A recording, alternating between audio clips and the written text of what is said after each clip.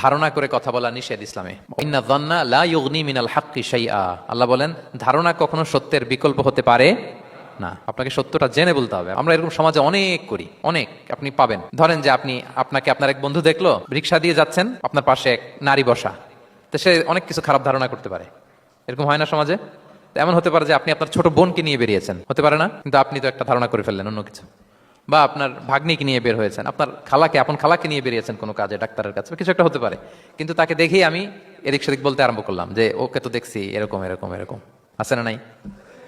আমাদের সমাজে আমি দেখেছি যে কারো যদি ঠোঁট কালো হয় তো মানুষ ধারণা করে নেই লোকটা মনে হয় সিগারেট খায়। কিন্তু সিগারেট সেবন করা ছাড়াও কারো ঠোঁট কালো হতে পারে কি পারে না বলেন?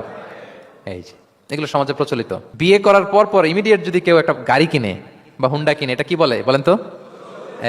এই বোধহয় শ্বশুর বাড়ি থেকে যৌতুক নিয়ে আসছে। দেখছেন, এরকম ভুরি ভুরি আপনি সমাজে পাবেন।